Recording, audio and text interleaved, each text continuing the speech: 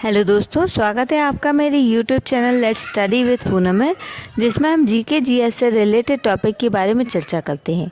और आज हम जानकारी लेंगे हसदेव जंगल के बारे में, जहां पर ग्रामीणों और वन अधिकारियों के बीच कुछ झड़प की खबर सामने आ रही है। तो चलिए जानते हैं कि छत्तीसगढ़ के हसदेव जंगल में कोयला खनन के लिए पेड़ों की कटाई पुनः शुरू होने की वजह से इस माह ग्रामीणों और पुलिस के बीच झड़प हुई है। इस संघर्ष में वन अधिकारियों को सुरक्षा देने वाले 2 पुलिसकर्मियों को तीर से चोटें आई हैं। सरगुजा पुलिस ने इस घटना में 10 आदिवासियों के खिलाफ हत्या के प्रयास और दंगा करने के आरोप में मुकदमा दर्ज किया है। सबसे पहले हम हसदेव जंगल के बारे में बेसिक जानकारी प्राप्त कर लेते हैं। छत्तीसगढ़ के फेफड़े कहे जाने वाले हसदेव अरण्य जंगल जैव विविधता से समृद्ध हैं।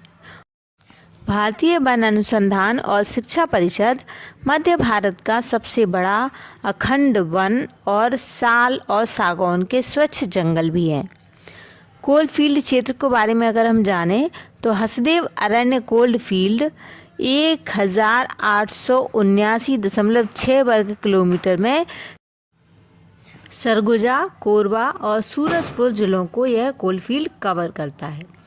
वन्य जीव संरक्षण की बात करें तो 9 प्रजातियां वन्य जीव संरक्षण अधिनियम 1972 की सूची में जो है वो हाथी, तेंदुआ, स्लॉथ बियर, भारतीय वुल्फ, हनी बेजर, चौसिंघा, भारतीय पेंगोलिन, जायंट स्क्विरल और रस्टी स्पॉटेड कैट आदि 9 प्रजातियां शामिल हैं जो इस क्षेत्र में रहती हैं।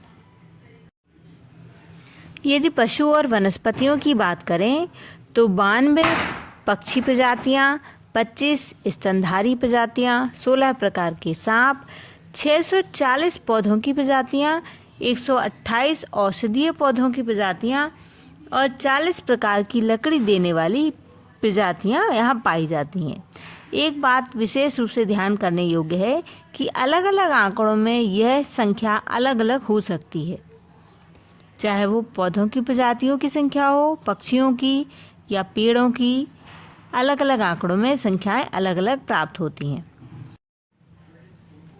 यह क्षेत्र हाथियों के आवास और गलियारे की तरह भी कार्य करता है। बाघों के लिए भी यह एक मार्ग की तरह ही काम करता है। खनन की दृष्टि से हसदेव जंगल की महत्व की बात करें तो हसदेव अरण्य कोल्डफील्ड क्षेत्र में 437.72 वर्ग किलोमीटर में 23 कोयला ब्लॉकों की पहचान की गई है, जो कुल क्षेत्र का लगभग 25% है। इस क्षेत्र में 7 कोयला ब्लॉकों को नीलामी के लिए सूचीबद्ध किया गया है, जिसमें PEKB, परसा, कैंटे एक्सटेंशन, तारा, पाटुरिया, गिरमुड़ी, छोटिया और मदनपुर दक्षिण आदि क्षेत्र शामिल हैं। त्याग किए गए ब्लॉक के बारे में बात करें तो पूर्व राज्य सरकार द्वारा पाटुरिया, गिरमुरी और मदनपुर दक्षिणी ब्लॉकों को केंद्र सरकार को सौंप दिया गया है।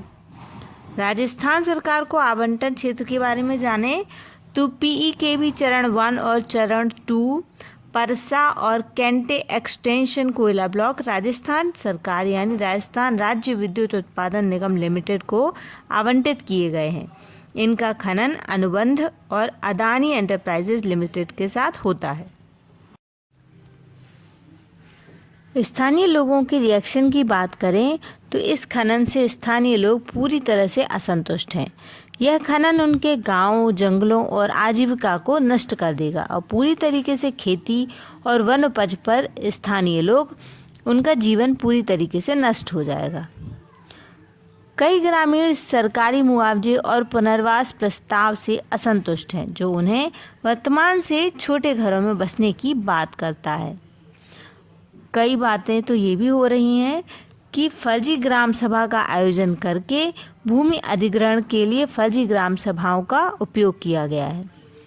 कार्यकर्ता परसा कोयला ब्लॉक को रद्द करने और 1995 वर्ग किलोमीटर के लेमरू रिजर्व फॉरेस्ट की सुरक्षा की मांग कर रहे हैं।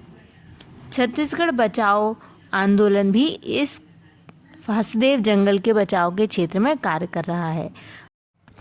तो दोस्तों, हंसदेव जंगल के बारे में इकट्ठा की गई ये जानकारी यदि आपको पसंद आए तो चैनल को लाइक, शेयर और सब्सक्राइब जरूर करें। धन्यवाद दोस्तों।